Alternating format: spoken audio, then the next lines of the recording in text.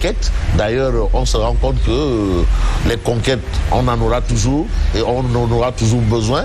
D'ailleurs, vous évoquez la question des réformes. Et justement, l'Assemblée nationale sera installée bientôt. Et sur ce point, vous avez déjà campé le décor, les réformes de la justice. Il y a eu une rencontre à ce sujet. Il faut systématiser. Alors, le travail de fond aussi, à ce niveau. La future Assemblée nationale, d'ailleurs, le débat sur qui doit être président de l'Assemblée nationale, vous avez même mis les pieds dans le plat. Est-ce que vous restez toujours catégorique par rapport à votre point de vue? Je suis catégorique. Vous n'avez pas changé d'avis? Je n'ai pas changé. Je pense qu'aujourd'hui, Ousmane Sonko est le seul qui peut aider à mettre en œuvre le projet PASTEF. Qui peut, aux côtés du président, aider à mettre en œuvre ce projet-là. Vous savez, nous sommes quand même dans un pays qui, pendant plus de 60 ans, a été gouverné d'une certaine manière, n'est-ce pas? Où le laxisme est devenu une culture, où la corruption, la concussion sont devenus une culture, où la performance est devenu le cadet du souci des gens qui exercent des fonctions gouvernementales. Et donc on a besoin d'un homme de poigne comme lui, n'est-ce pas, pour conduire, n'est-ce pas, les affaires du gouvernement. Le président, évidemment, sera toujours le chef. C'est lui qui définit la politique de la nation. Mais pour la mise en œuvre de cette politique-là, il a besoin d'un homme comme Ousmane Sonko pour mettre en œuvre cette politique-là. Et je considère que tous ceux qui sont en train de s'agiter pour dire que Sonko ne doit pas rester à la primature ne sont vraiment pas des gens de bonne foi. Ah bon? Ou des gens qui veulent vraiment que ce pays sorte très rapidement de l'ornière. Et vous pensez que Sonko à l'Assemblée nationale ne va pas faire un travail comme vous l'imaginiez tantôt, les réformes par rapport au projet? Oui, mais le jour où il va se retrouver à l'Assemblée nationale, qu'est-ce qu'il va faire en matière de mise en œuvre des politiques publiques? Il va simplement être là. 80% de son travail sera de distribuer la parole. De dire aux gens, taisez-vous, prenez la parole. C'est l'essentiel du travail du président de l'Assemblée nationale. Et Ousmane Sonko est au-delà de ces choses. Il est au-delà de ça. Vous minimisez le poste de président de l'Assemblée nationale. Je ne le minimise pas, c'est quand même la deuxième personnalité de l'État. Mais Ousmane Sonko est un homme d'action. Ah.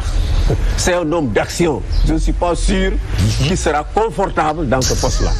C'est un homme d'action, c'est un homme qui aime faire des choses, qui aime faire bouger les choses. Et c'est de cela que le président a besoin aux côtés de lui. Je pense que c'est deux tempéraments complémentaires. Ousmane, le Premier ministre et le président, ont deux tempéraments complémentaires.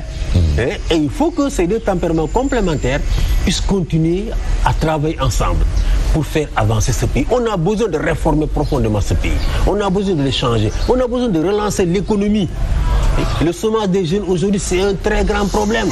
À tous ces jeunes qui prennent des bateaux et qui meurent en mer. Mais c'est à cause du manque d'emploi dans ce pays. L'agriculture, le monde rural, il faut le réformer, il faut le moderniser. Il faut moderniser la pêche. On a mis fin aux accords de pêche avec l'Union européenne, mais maintenant il faut créer des industries au Sénégal pour transformer les produits de la pêche. Il faut que les industries qui existaient au Sénégal, qui transforment les produits de la pêche, puissent réexister au port de Dakar pour transformer ces prises. On va simplement prendre les licences des Européens et ensuite on fait quoi avec le poisson? Il faut donc développer le tissu industriel, relancer l'agriculture. Et il faut le faire très vite. Très vite. Parce que les agenda électoraux, c'est tous les 5 ans. Dans 304 ans, on va encore être dans la campagne électorale. Donc il faut réformer le pays très vite, il faut le mettre en marche. Il faut que les espoirs, les immenses espoirs soulevés par leur accession au pouvoir, parce que quand même ce sont les jeunes qui ont porté ce projet depuis le début. Le projet PASTEF a été porté par les jeunes et par la diaspora. Et ces deux catégories de Sénégalais ne sont pas prêts à attendre très longtemps pour voir des résultats.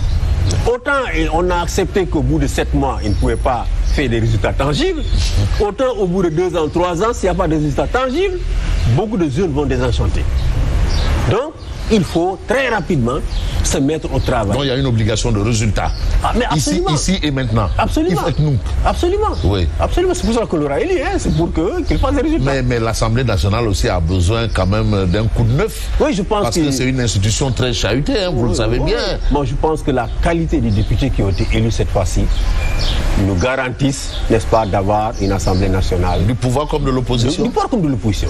On a vraiment, à part quelques barons qui ont été réélus, extra, si vous voyez la liste de Amadouba ou de Macky Sall, il y a beaucoup de députés de très grande qualité, même ceux qui étaient là avant. Mais le caractère hégémonique quand même, le caractère hégémonique quand même de PASTEF, est-ce que ça ne va pas biaiser? Je n'ai aucun doute que, et je suis rassuré quand Ousmane Sonko a dit à ses députés lors d'un séminaire que vous êtes d'abord des députés du peuple avant d'être des députés de PASTEF. Et je suis sûr et certain que au sein de PASTEF, ces jeunes, n'est-ce pas, qu'on a élus comme députés, n'est-ce pas, vont croiser les fers avec tous les ministres, n'est-ce pas, qui ne vont pas être à la hauteur des attentes du peuple sénégalais, que ce soit en matière de transparence, de bonne gouvernance ou de performance, parce que l'Assemblée nationale évalue également les politiques publiques. Si les ministres, n'est-ce pas, manquent à leurs obligations en matière de performance, ils vont croiser les fers avec ces jeunes députés de PASTEF qui sont à l'Assemblée nationale. Vous pensez que ce scénario est possible là? Non, c'est un ministre de Ousmane Sonko qui fait face à un député de PASTEF. C'est exactement cela qui va arriver. Si des ministres, n'est-ce pas, pensent que maintenant qu'ils ont une mesure à l'Assemblée, ils vont pouvoir dormir sur le laurier ou bien commettre des manquements sur la bonne gouvernance ou des insuffisances en matière de performance, je suis sûr et certain que, n'est-ce pas, Guy Marius Sagna et des dizaines d'autres Guy Marius Sagna au sein de PASTEF vont croiser les fers avec eux. Donc, de ce point de vue, je n'ai aucun doute qu'on aura une bonne qualité de l'Assemblée nationale, qu'il y aura de moins en moins de tout ce qu'on a entendu de mauvais dans le Parlement avant. Lorsqu'un opposant prend la parole, on prend la parole pour lui répliquer, l'injurier, l'humilier, parfois même se bagarrer. Je pense que tout cela est fini. De mon point de vue, mais il faut aussi indexer un député qui prend l'urne aussi et qui veut s'en aller avec. Tout ça aussi, ça fait partie des choses qu'il va falloir arrêter aussi. Oui, je pense que c'était dans des circonstances exceptionnelles, des circonstances très particulières où l'opposition faisait l'objet d'une très grande répression. Et l'occasion était belle parce que dans le Parlement, les députés ont eu cette immunité d'action de montrer qu'on existe et qu'on pouvait résister à ce qu'on considère comme étant évidemment des vices de procédure. Parce que justement, mon ami Guy avait pris l'urne pour protester contre ce qu'il considérait comme étant un vice de procédure. Drôle de manière de protester. L'urne, c'est le symbole de la liberté et de la démocratie. Oui, mais c'est encore mieux que de donner des coups de poing. Ah oui, les coups de poing aussi, c'est sûr. Les coups de poing, on en a vu. Oui, mais c'est pas Guy qui va donner un coup de poing à quelqu'un. À ceux qui donnent des coups de poing aussi, on ne devrait plus voir ça, c'est ça? On ne devrait plus voir. Je pense que c'est fini. Ce qu'on a vu avec les coups de poing, les injures, je pense que ça, c'est fini. Mais oui, mais le débat aussi par rapport à cette assemblée, les attentes.